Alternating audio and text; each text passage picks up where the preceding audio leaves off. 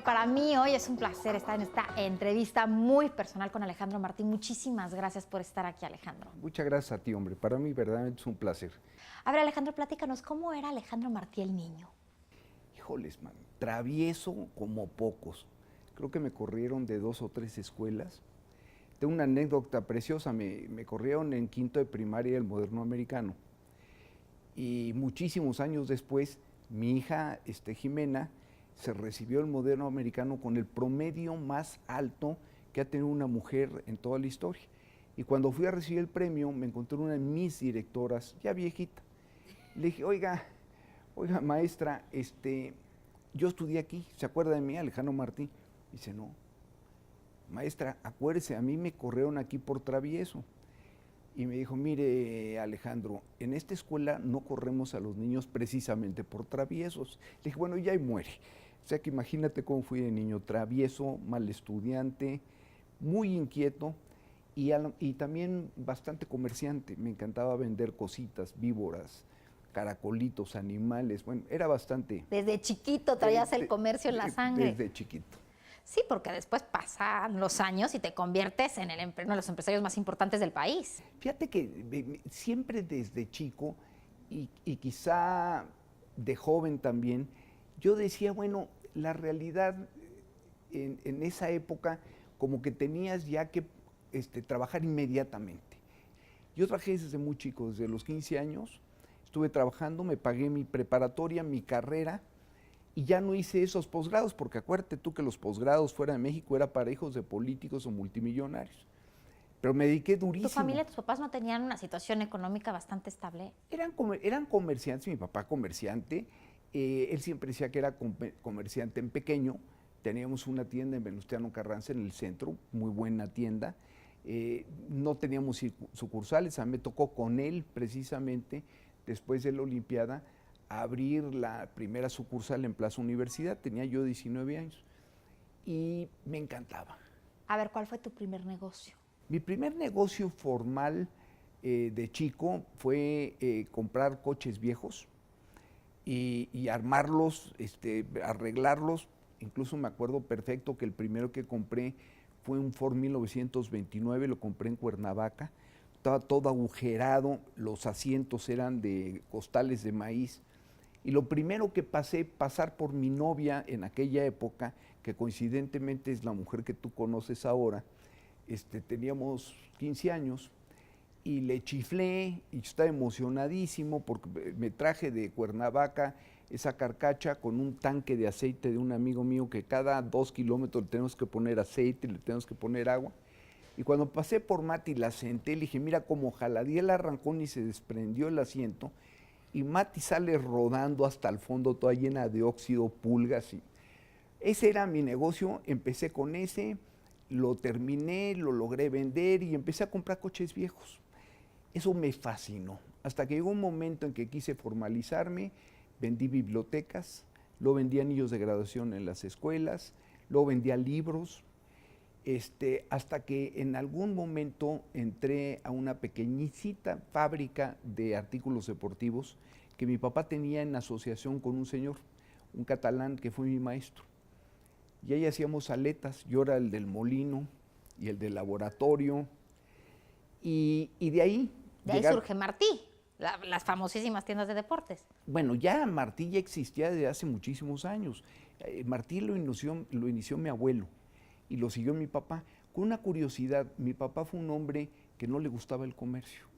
Él era de naturaleza diplomático, él hablaba 4 idiomas, andaba todo el día viajando. No le gustaba mucho el negocio. Y quizá eso me motivó a mí a interesarme mucho en el negocio, y desde muy chico se fue separando. Porque me decía, yo no quiero crecer.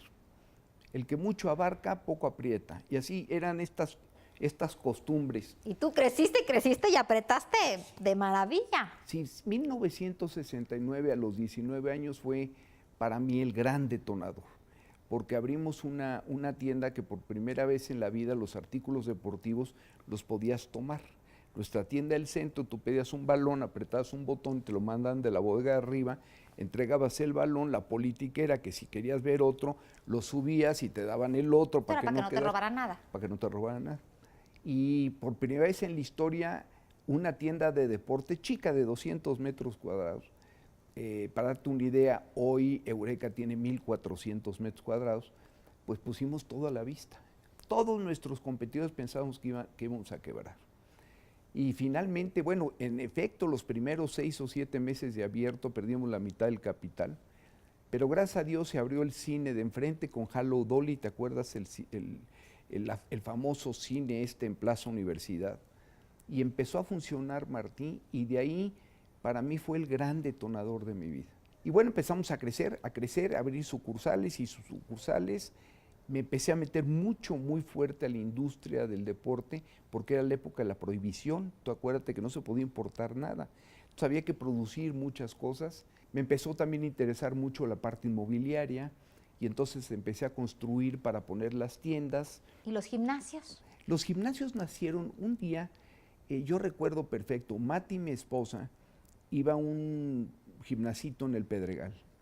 Y a mí me insistía mucho que hiciera pesas, a mí no me gustaba, yo me iba mucho a montar a caballo, me gustaban otro tipo de deportes, jugué muchísimo tenis, y un día me invita y empiezo a hacer ejercicio y veía que los equipos estaban todos hechos ahí, en taller, no había baños muy bien puestos, y entonces me salí muy enojado y le dije, Mati, un día te voy a enseñar a hacer un club. Y así pasaron los años y me quedé con esa idea, cuando de repente en una empresa inmobiliaria que yo tenía, nos ofrecieron la fábrica de techos Eureka, precisamente la que está ahora con Costco, Martí y Sport City. Nadie la quería porque le faltaba un puente que hiciera la vialidad correcta de norte a sur y de sur a norte. Yo me acuerdo que se iba a vencer el plazo para poderla seguir manejando, y dije, pues voy a verla. La fui a ver, me metí y era una bodega de estas enormes altotas, y dije, aquí nos queda un gimnasio precioso. Le entramos y hice el primer fitness center de casi 5,000 metros cuadrados. Qué maravilla. Y en este entonces, bueno, tenías a tus hijos chiquitos, tu matrimonio con tu novia desde entonces de los coches. Con Jimena, me acuerdo, y Alejandrito, que me acuerdo que Alejandrito inauguró esa tienda y fue el ticket número 1. Pero hicimos, lo más importante de eso es que hicimos la primera tienda de deportes de 1,400 metros cuadrados, con un gimnasio de 5,000 metros cuadrados, con la pista de correr por arriba del gimnasio y que entraba por la tienda. Para mí, y en ese momento, era verdaderamente el non plus ultra en México, era un gigante. Mucha gente le tenía muchísimo miedo a un concepto tan grande. Sport City, ese Sport City fue, yo creo que uno de los mayores éxitos que tuvimos. Vendimos el 70% de la ocupación del gimnasio antes de abrir. No, sin duda.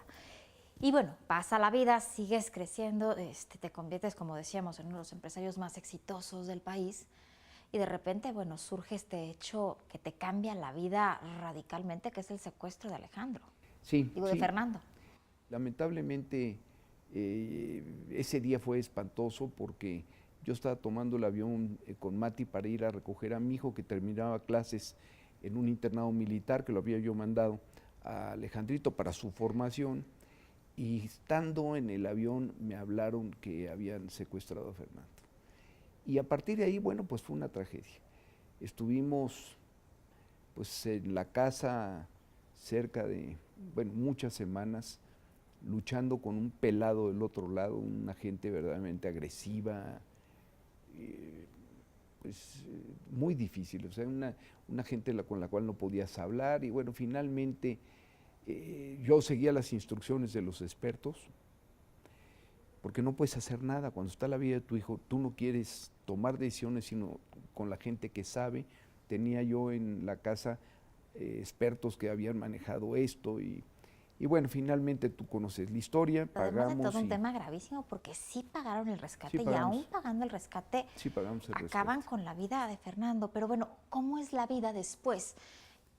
Eres un hombre, sigues siendo un hombre muy positivo, has transformado, platicábamos ahorita, de la tragedia a tener otro sentido de vida. Durante mucho tiempo tu sentido de vida fue crecer los negocios, tener cada vez más, hacer más cosas, y Y ahora tu sentido de vida y tu forma de vivirla ha cambiado muchísimo. Mucho, fíjate que una vez que esto sucedió, a mí me tocó, yo no sé si azares del destino, yo había tomado una decisión, una alternativa en mi vida. La primera era irme a lamerme las heridas, como un perro golpeado o lastimado, o decidí afrontar las cosas y tratar de luchar por esta situación. Y todo se define el día que en aquel entonces, después de que el presidente Calderón va a la misa de difuntos, mi hijito, y yo estaba desesperado, y bueno, finalmente me invitan al Consejo Nacional de Seguridad a hablar. Y yo creo que ahí se define el futuro de mi vida. Bueno, porque es donde dices esta frase famosísima que dices, si no pueden, renuncien, y te das cuenta que realmente Alejandro Martí tiene un peso en la sociedad civil que puede hacerle contrapunto para exigirle al gobierno resultados. Y fíjate que sí, y te voy a explicar. Cuando yo iba deshecho, me sentía muy mal. Y yo pensé que yo iba a pasar al principio, iba a decir unas palabras y me iba a ir. Y conforme pasaba el tiempo, yo estaba del lado del público y veía que todo el mundo hablaba y usaba un apunte, hojas, y hablaban y pasaban sus hojas. Y en ese momento no me pasaban y decía, bueno, qué bueno que no me pasaban porque no tengo nada preparado. Vengo con mucho coraje, pero no tengo nada preparado. Yo creo que es una estupidez que me paré ahí, porque estaba el Estado en pleno y atrás de mí pues, estaban desde, bueno, todos los líderes de la sociedad, los religiosos, etcétera. Y cuando de repente llega alguien de presidencia y me dice, señor Martí, véngase. Y entonces me sienta, estaba justamente el doctor Soberanos al lado mío, y dije, híjoles, ¿qué dijo? Entonces en ese momento, de veras me llega una inspiración, y dice, bueno, a ver, no necesitas decir nada, más que ver a cada uno de los que están aquí enfrente y te va a salir el discurso. Estaban gobernantes, o sea, gobernadores, el secretario de Seguridad Pública, y dije, ¿qué más quieres como guía? En vez de tener un papel. No, lo que te sale del corazón. Y tener las caras de cada uno, porque el Estado finalmente pues, ha sido culpable de lo que nos ha pasado, porque ellos, el Estado, que somos nosotros mismos finalmente, porque son ciudadanos en el poder, igual que nosotros somos ciudadanos viviendo y haciendo por el país. Pero había algo de razón en el discurso. Entonces se me ocurre decirle a Soberanes, oye, ¿cómo se empieza? Entonces me pone, señor presidente, ya me pone el orden, porque no sabía yo ni el orden, estaba yo muy... Y cuando me toca, empiezo a construir el discurso en función de lo que estaba viendo. Primero de lo que me había pasado a mí en mi vida de infancia.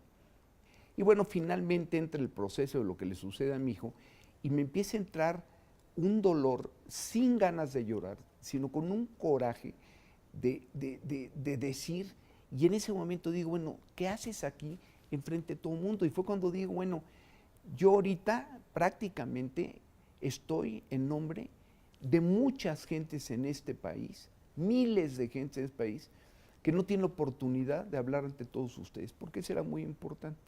Y empiezo a construir el discurso en función de lo que un ciudadano con dolor tiene la oportunidad. Y en ese momento digo, aquí está la vocación. Tienes que representar a todos aquellos que no tienen el privilegio o la suerte de poderse parar y decirles. Y en ese momento me entró la fuerza cuando veo a los que estaban de seguridad pública, especialmente Procurador General de la República, decirles, pues la verdad que si la vara es muy alta, lo que les estamos pidiendo es muy alto, si no pueden renuncien. Y entonces veo a una persona que para mí siempre ha sido un corruptazo, y entonces le dije, porque también... ¿No nos vas a decir quién es el corruptazo? Mira, de ahí tengo yo varios nombres que odiaba. Y entonces fue cuando yo dije, porque también es corrupción estar sentados en sus oficinas recibiendo un sueldo. Porque hay muchos jóvenes que están ansiosos de ocupar sus puestos. Y pácatelas, ¿no? Y pácatelas. Y ya ahí, para mí, representó ya un reto de encarar a todos. Y cuando termino viendo al presidente de la República y a la derecha, a Marcelo Ebrard, que por cierto me costó mucho trabajo que fuera, porque estaban peleados, ¿te acuerdas? Fue cuando dije, una vez electos, El único partido en este país es México. Ese fue un mensaje al presidente Calderón y a Marcelo. Porque Dios mío, ahí todos ni se saludan, estamos por México. Entonces, púmbatelas, termino esto. Yo no oía qué contestó Marcelo Ebrard porque dijo yo me comprometo, pero no lo escuché. Yo no sé si me estaba regañando o no, pero no escuchaba. Pero de repente todo el mundo se para, todo el mundo empieza a aplaudir. Y yo estaba en esa especie como de un estado hipnótico porque así estás. Sí, ese fue una maravilla, ese discurso. Pero como estaba yo, están los 43 padres Por supuesto. de los jóvenes normalistas de Ayotzinapa. A ver, nos queda poquito tiempo. Respuestas cortas, preguntas cortas. Perfecto. A ver, ¿tu libro favorito? Mira, hoy te puedo decir en media hora la muerte. A ver, música. Música, cuando estoy un poco deprimido me encanta la ópera, pero la verdad me encanta la balada mexicana y los tríos. El día más feliz de tu vida. Ay, el día más feliz de mi vida, cuando nacieron mis hijos, El más triste. el día que murió mi hijo. A ver, Alejandro Martí es. Alejandro Martí es un optimista consumado, quizás sea un hombre, yo sé, un hombre obsesivo por tratar de hacer las cosas bien. Y la verdad, y por qué no, a pesar de que el país y el Estado me quitó un hijo por la indolencia, la corrupción y la impunidad, que es lo más importante, pues amo a mi país. Martí.